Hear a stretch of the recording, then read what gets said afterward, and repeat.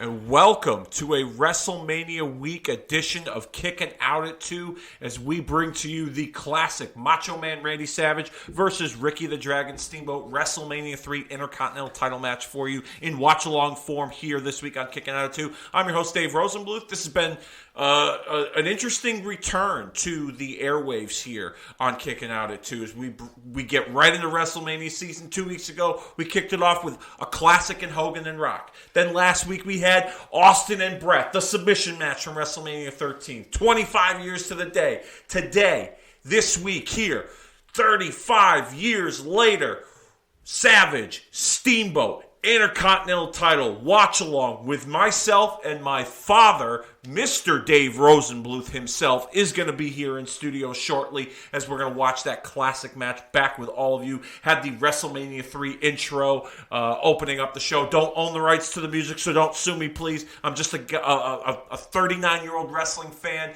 that likes to podcast about nostalgic pro wrestling. So please, whatever you do, don't sue me. If not, I'll drop the music out of the recording. At a later date, of course. But, yeah, really excited about WrestleMania week. It's always a great time of year to be a wrestling fan. I know a lot of wrestling fans these days are really sour on the current WWE product, but I think they're going to do a great job with the most stupendous two-night event in all of sports entertainment, professional wrestling, if you will.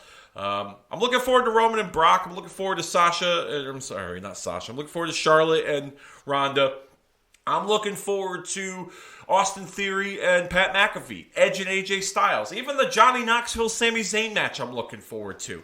Arcade Bro in tag action, looking forward to it. The two-night card is pretty cool. I'm looking forward to the return of Stone Cold Steve Austin. I know it's not an official match. I know he's probably going to beat up Kevin Owens, drop a couple stunners, drink some beer in front of the Dallas, Texas crowd, but looking forward to that. Nothing beats a pop after the glass breaks and Austin comes out down that ramp ready for business with his BMF walk. So, yeah, looking forward to WrestleMania. NXT Stand and Deliver should be a fun card. The Hall of Fame, Undertaker's going in with the Steiner brothers, Vader, Queen Sharmell, and the Warrior Award recipient, Shad Gaspard. I'm really looking forward to just WrestleMania week in general. It's going to be a lot of fun, and it's going to be a lot of fun with all of you, too, because if WWE can put out a stupendous two-night event, why can't I put out a stupendous two-podcast event? That's right. Not only are you going to be listening to this podcast, the WrestleMania 3 Savage Steamboat Classic Watch-Along, but later this week, probably Friday or Saturday, give or take my schedule, when I'm able to, when it affords me the opportunity, of course, because I have work and, I got bills to pay, I'm going to be dropping a special bonus show celebrating the 30th anniversary of WrestleMania 8 watch-along from start to finish with Dennis J. Levy returning to Kicking Out at 2 and his co-hosting duties. So that's going to be a lot of fun. We sat down recently. We watched that show from start to finish. We celebrated some of the classic moments. It's funny. When I set up a schedule for this show, and I've told you guys this before, I try to hit certain milestones. And, when I set up the recording time to record with Dennis, I thought, maybe we'll get ahead and we'll record some stuff for April because we're going to be doing a lot of 1997 with Monday Night Raws and WCW Monday Nitros. And, I said to Dennis, or we could do a special WrestleMania-style bonus show and cover WrestleMania 8. And he was like, you know what, let's do Raw and Nitro. That's fine. I'm not, that's okay. And then about a couple minutes later, he was like, hey, he goes, the theme music, is it da da da da da da da da da da? And I was like, yeah. And he goes, then we're watching WrestleMania 8. And I just thought that was the reason why he wanted to watch WrestleMania 8. So later this week, we're going to be dropping it. WrestleMania 8. We definitely had a lot of fun watching that, going back. Hogan and Sid, Savage and Flair, Bret Hart and Roddy Piper. The singles WrestleMania debut of Shawn Michaels, Undertaker and Jake the Snake. There was so much that happened on that show. A lot of fun. It gets looked at as a mediocre WrestleMania, but at 9 years old, I thought it was pretty cool. So go back and watch that 30 years later. Can't wait for that later this week. But this week, this day, that's right, this day is dedicated to the classic that is the Macho Man Randy Savage. Defending my Intercontinental Championship against Ricky the Dragon Steamboat. That's right. We're going to be watching that. As a matter of fact, we're going to be watching that right this minute. All right, let's kick this watch along off here on Kicking Out at 2 as we celebrate the 35-year anniversary of WrestleMania 3. And joining me, as I promised, in studio, Mr. Rosenbluth, my father, Dave. How's it going? Good, man. Good to be here. Yes, this is a first for you. Yeah. It's the first podcast you ever been on? Yes. Okay. All right. Very cool. So I'm breaking your cherry, which is pretty cool. But this in particular, there's always a method to my madness and a reason why I have certain people on and celebrate certain events. Like I said, this is the 35-year anniversary, and this is also the very first WrestleMania you took me to see in a movie theater. It was a closed circuit movie theater 35 years ago.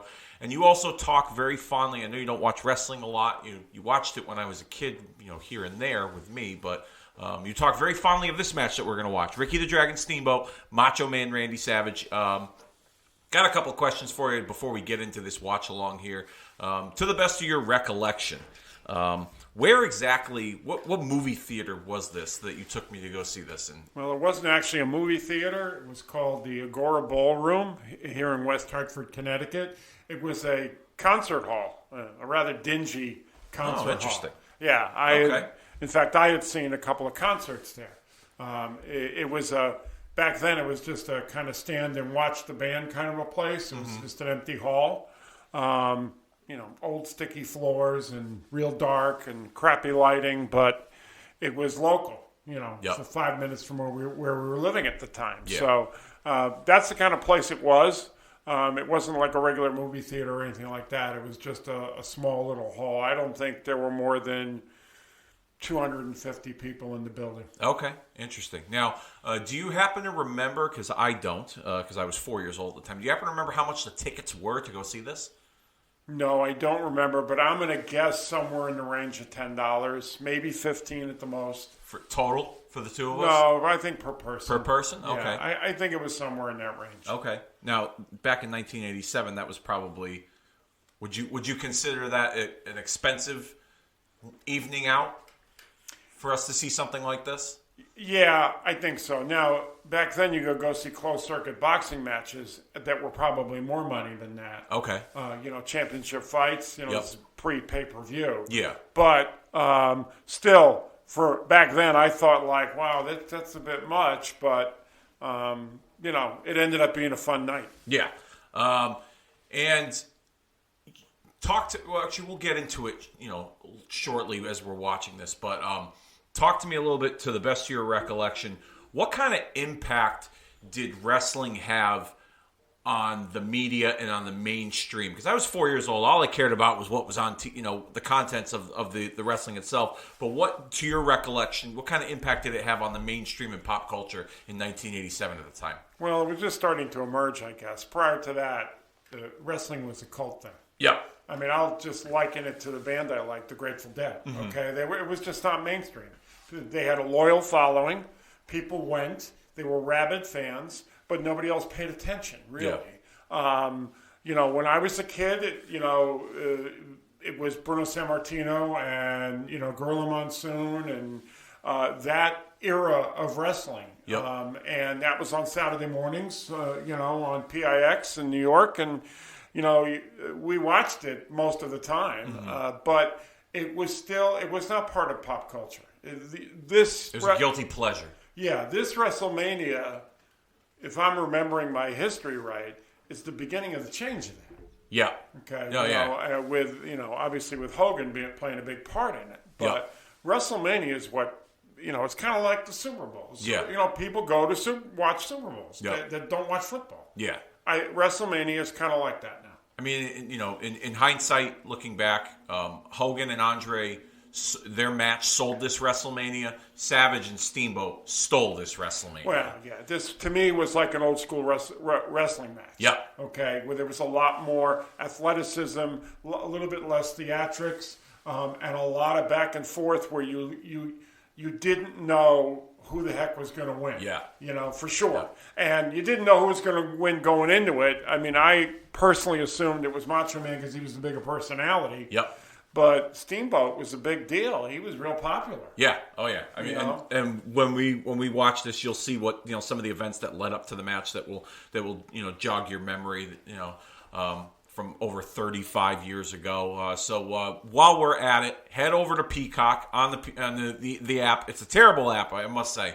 You're navigating through this, and the interface is just awful. But do your best to navigate through it. You're going to search WrestleMania 3 on the WWE hub of the Peacock app. And then once you get to WrestleMania 3, I want you to fast forward to 1 hour, 41 minutes, and 36 seconds and pause it. And then I'm going to give you a countdown. I'm going to press play. When you pause it, you're going to see the graphic for Ricky Steamboat versus the Macho Man, Randy Savage from WrestleMania 3. And without further ado, let's get into it. I might jack up the audio from time to time to get kind of a, so that our listeners can get a kind of an idea of as to what we're watching. They watch, they watch along with us to the best of their ability, but I try to get them to be more interactive with these watch-alongs. So from time to time, I will put the audio in place when it's necessary. It might be a little loud on your end. I'm just going to give you a heads up, but just so that the microphone catches everything. But without further ado, in 5, 4, 3, 2, 1, hit play.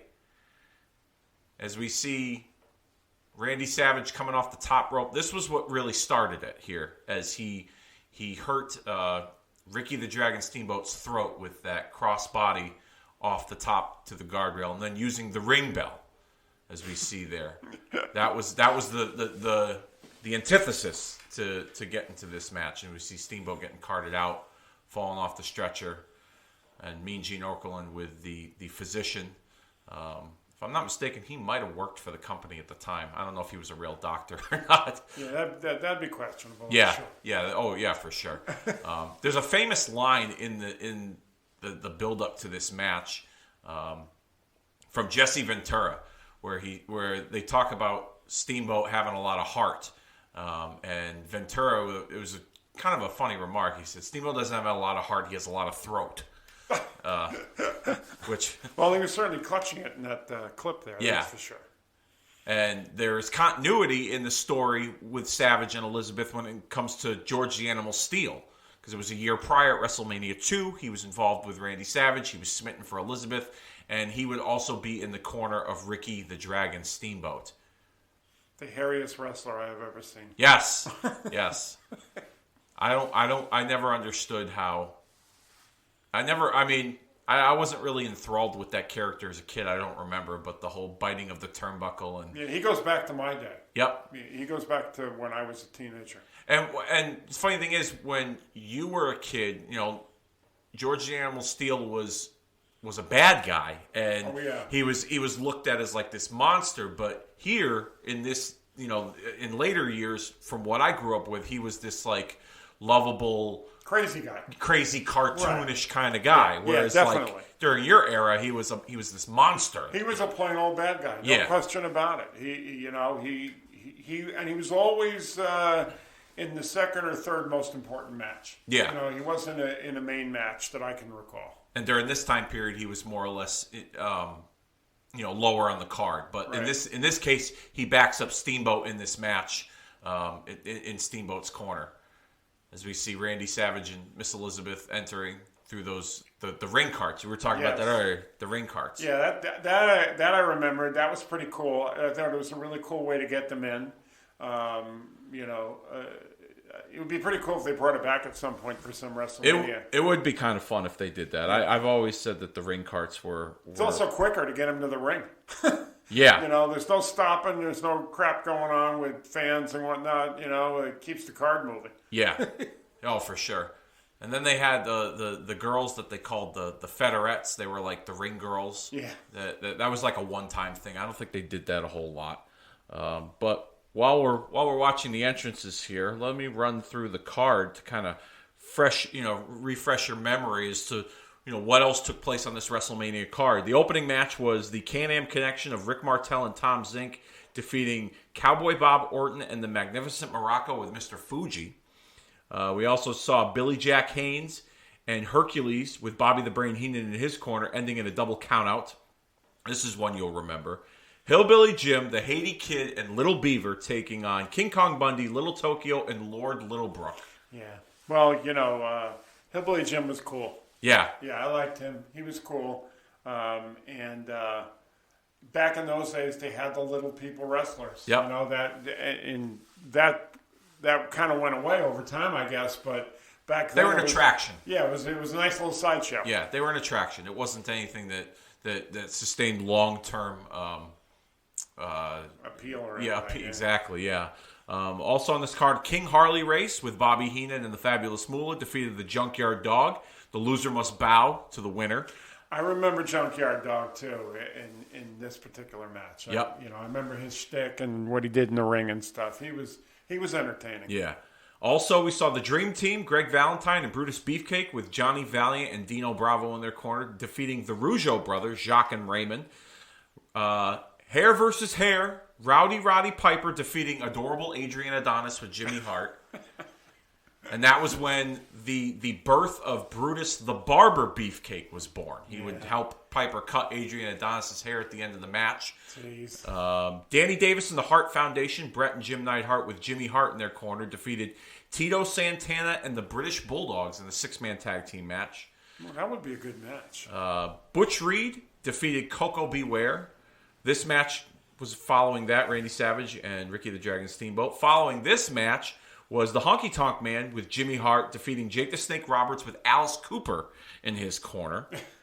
The Iron Sheik and Nikolai Volkov defeated the Killer Bees. And then the main event was Hulk Hogan defeating Andre the Giant for the World Wrestling Federation Championship. It's a long card. It was, yeah. But this show goes roughly, I want to say, let me look at the timestamp here, 3 hours and 5 minutes. That's short by today's standards. Yeah, today's standards, they go usually 3.5, almost 4 hours for WrestleMania. And now it's so big, they're going 2 nights. So, yeah. Well, when you got something going, good going, you milk it. Yeah, I mean, it's definitely evolved. It's gone from being in smaller venues to this is the first stadium WrestleMania that had transpired. And as we're recording this today, Tuesday, March 29th, it is the 35-year anniversary of this event. Oh, cool. Yeah, this show will drop tomorrow on March the 30th as we see Savage and Steamboat locking up. Here's something you might find interesting. I saw an interview with Ricky the Dragon Steamboat once and talking about this match, and Steamboat said that in preparation for this match, he had to practice the entire match with Randy Savage at his home. And Savage had pages upon pages of legal pads with every move, every sequence down to the second. He was meticulous in planning. And it was to a point where usually Savage would nice deep arm drag by Steamboat there. And this is the athleticism that you had referred to earlier between these two. Well, especially because it's interesting to say that it was Savage that had that they had to rehearse it because, my memory of Savage is more about theatrics and, getting up on the turnbuckle and, pile driving the guy and ending it. Yeah. There wasn't a lot of, major moves that I can recall, but whereas Steamboat, that's what he was. To me, he was like an athlete in there with all the what you'd call the more traditional wrestling moves. Yeah, Steamboat over the years was presented as like his athletic ability is what really embodied his work and a character. I mean, there wasn't a whole lot to him as far as his character goes, but his appeal was his work in the ring. Yeah, he was kind of a clean guy. Yeah, he was clean cut. You couldn't make him a bad guy. Right. It wasn't believable. No. He was too nice of a guy. Yeah, for sure. For sure. I mean, that's Savage. He's raking the eyes and then he's preening to the crowd. That's what that's what I remember of him. He was a good performer. Yep. But like this stuff here, lifting him up and whatnot. Steamboat. The two of them, they really worked on their dance because they did it really well. Yeah. I remember being there, and the crowd would surge with different moves and different sequences because they were, it's not quite there yet in the match, but during this match there'd be sequences of back and forth. The near falls. Yeah. That's a lot of what gets talked about amongst fans and guys in the industry as well that look at this match as a template for a great wrestling match. This match is still regarded to this day as easily. Some people call it the greatest WrestleMania match of all time. Some people call it the greatest wrestling match of all time. Still to this day. I mean, you could argue it holds for sure. up. Yeah, you definitely could argue that because right now in this early stage, it's a little bit more about the theatrics and out of the ring and the whole bit. But they get going with those sequences back and forth off the ropes and dodging and ducking and flying over, and like you said, then all the near falls. It was impressive, and I just remember the crowd in the theater really surging and gasping and responding to all of that. That's what made it really cool. Yeah, I don't have many memories. I mean, I have a few, but of attending, but a couple that really come to mind was the change as we were watching it 35 years ago in the movie theater. You know, it went the setup in the dome with like the roof.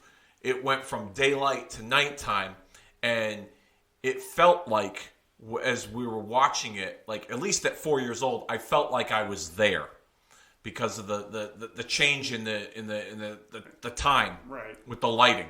And then there was another memory I think I remember of standing on my chair quite a bit to see because a lot of people had stood up. Yes, that's for sure. And we were not that far away from the screen. We couldn't have been more than 10 or 15 rows back. Okay. But having said that, I do remember that a lot of people got up a lot, and you were on your chair a lot to see the thing.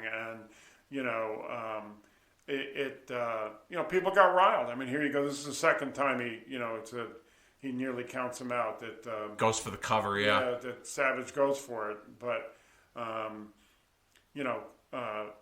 It was a good back and forth for sure. Yep. The whole match. Yeah. Man, George Steele is just the hairiest thing ever. My God, everybody else in the whole wrestling world is oiled up, clean. Chiseled, right, and clean. Yeah. And he's like a wildebeest. Yeah. I mean, sometimes you got to be different to stand out, and that's what he did. Well, with the green tongue. I think if you find, you like to look back at these things, but if you go even further back to when I was a kid and before, more guys looked like him than didn't. Yeah, it definitely, it went from being, guys of all different shapes and sizes to now you get guys with more athletic looking physiques, and this is the sequence I think we're talking about here with the back and forth, the near falls. Yeah, and you can see in the background here, if people are watching, you can see in the background, folks are starting to clap and whatnot because things are going on here pretty quickly. Yeah. They're just flying off ropes and stuff, and people are clapping. It's almost like a build here. They really did a great job to build this thing, and they give themselves a break most of the time by throwing each other out of the ring, but and they probably needed those breaks because of how long this match went. Well, the cardio too, and everything that goes into this match itself. I mean, you look at Steele and you say to yourself, they could never have a character like that today. They take too much heat for having somebody who, quite frankly, is being portrayed as a mentally challenged guy. Yeah. Oh, I know. Yeah. I mean, that's essentially what he was. Yeah. If you look back and you really think about it, he was, nonverbal, didn't talk a whole lot, but if he did, it was in short bursts. If Okerlund would interview him, he would have like a one-word answer, Elizabeth. Right. Like that was it. Yeah, he'd froth at the mouth. Yeah. And they'd cut back to the ring. Yeah, it's true. But and here like this, he's helping Steamboat to get back to the ring after getting thrown out. It was a clever idea. It was a nice little subplot to the whole thing. Yeah.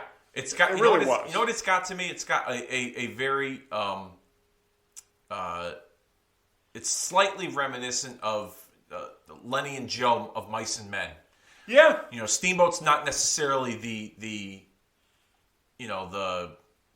I mean, Steamboat's a nice guy, but Steamboat wasn't. In Mice and Men, Lenny was the mentally challenged. Right. He's not really Joe. But he's not really Joe. But Elizabeth is definitely the chick. Yes. Oh yeah. Yes. Exactly. Exactly. Yeah. From the book and the movie, no question. Yeah. She's. Yeah. It wouldn't surprise me if someone, when they thought up the storyline, brought that that angle element into it. Yeah. And said, we could do something like that. And Steamboat wouldn't necessarily be Joe in the sense where he would be frustrated with George. He would actually welcome George's presence and look after him in a caring way. Whereas, the Joe character in Of Mice and Men, he was at times frustrated and annoyed with Lenny, but he still had this, like, deep down behind that callous kind of character, he had a soft spot for him. Yeah. Whereas Steamboat on the surface has a soft spot for him, all the time throughout this. Yeah. And a common enemy in Randy Savage. Yeah, I mean, this sequence all through here, Savage has been carrying it. This is his third near fall with him in the last 2 minutes. Yeah. But so that there's a comeback coming soon here from Steamboat. From oh yeah. Steamboat. But the funny thing about Savage, he always looks like he's exhausted. And pain. It seems to me in a lot of the big matches, he always gets hurt real bad. Even when he wins, he kind of staggers off and he's all beat up. Yeah, he sells it really well. Yeah. He should have been in a soap opera because he's got the melodramatics down pat. Yeah.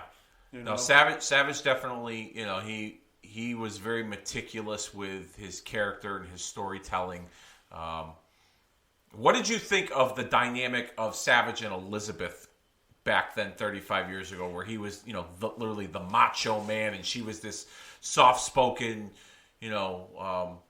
clean-cut woman that was standing by his side? Yeah, well, first of all, back then she was like the only woman around. Yep. In the whole scene there. The only pretty woman around. Yeah, right. And secondly, I mean, I don't know much about her, like, personally, but my impression as an adult watching this when you were a kid was that she was uncomfortable with the whole thing. Yeah. That she looked it. Right. And that wasn't acting. I don't think it was something that she really, did easily. Yep. At all. But it ended up working, for them, mainly because Savage carried it. I mean, he was so bombastic, and he was, like a lot of good characters are. They're so over the top. And Savage is starting to get pounded here by Steamboat, but foot on the rope. Yeah, a good trick. But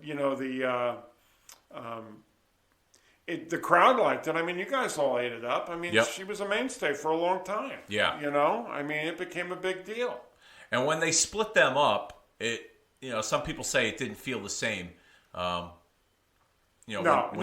think it was either them as a pair or nothing. Yeah, the money was in them together. Yeah, because she never could carry herself her own weight, so to speak. She wasn't vocal, she wasn't bombastic, she wasn't dramatic on her own. She needed him. She needed assistance. Yeah, she definitely did. I mean, she's a very pretty lady, but I think in the end that's really what she was, a pretty lady. Yeah, she was an added attraction to the presentation that was Randy Savage. Yeah. Sunset flip, kick out by Savage. I think this is where we get some more of those near falls. So this is the second one now, off the same move. And he goes right back at it, tries again, and somehow Savage gets out of that one. And, the ref here, he sold it pretty good too. Oh, yeah. Yeah, he looks exhausted. Yeah. I mean, he even stood up just there. He shook his head, and he was like, Jesus. He's getting a little red-faced, and he's staggering a little bit. He's like, somebody end this thing, will you? But they, and I will say this, too. They had a variety of pin attempts, different moves to get there. Yep. It wasn't just laying over the guy's chest 15 times. Yeah. Steamboat has tried this move now 2 or 3 times, and Savage rolls it over and almost pulls it off too. But they have been through a lot of them in the crowd. In the background, you can see that they're seeing all these near falls, and they're like, "Man, this you don't see this very often. You just don't." Yeah, it stole the show. It was the match of the night. Many have considered this the greatest WrestleMania match of all time, and a lot of guys use this match as a template to what's inspired them to get into the wrestling business. Chris Jericho had told a story once that him and his friends used to reenact this match in the basement, and they would swap who would play Savage, who would play Steamboat, and they would go move for move, hold for hold. That's pretty good. Oh, now the ref gets pounded. Which back then that wasn't, that was rare. The ref getting knocked down. Now that's every other match in today's wrestling. And now of course he's going to go for a pin. Somebody would go for a pin, and there won't be a ref there to deal with it. But this is a patented thing. He loved going up there. The elbow drop. This is the finish right here. Off the turnbuckle. This is his normal finish. And those elbow. When you look at that elbow drop looked like it could really do some damage depending on how you land. Right. I mean, that was as close to that's what broke his fall, was making contact with Steamboat. Yeah. If his elbow hits the canvas, he could break his elbow, separate his shoulders, break his collarbone. Yeah. Something like that. He's going for the bell. Yeah, no surprise there. Yep. And it's funny. Let me see if the commentary Steamboat let me see if I can play the Steele takes the bell from him. Yeah. And I remember vividly in the commentary that Ventura blamed Savage's loss on Steele's interference here, but Monsoon has to remind Ventura that it was Savage that introduced the ring bell, and Ventura just totally brushes it off as if Monsoon didn't even say it. Well, that's what Jesse would do, though. And this is the finish right here. Yep. And he actually got him.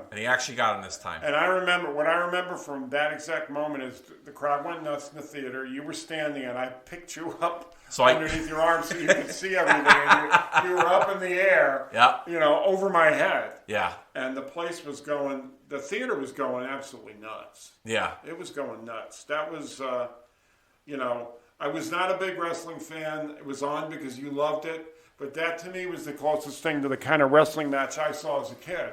That you liked, yeah. Yeah, that had a lot more athleticism in it. Yeah, less theatrics, and it was more about the athletic. More about the moves. Yeah, more about the athletic ability. Yeah, and those guys sold it, man. They really, really did. I got to say, and then Steele carries them off like that. It's just shit, I would too. He's exhausted, I look at Steele. And and he's just, he's basking in it too. Man, look at him. He's crazy.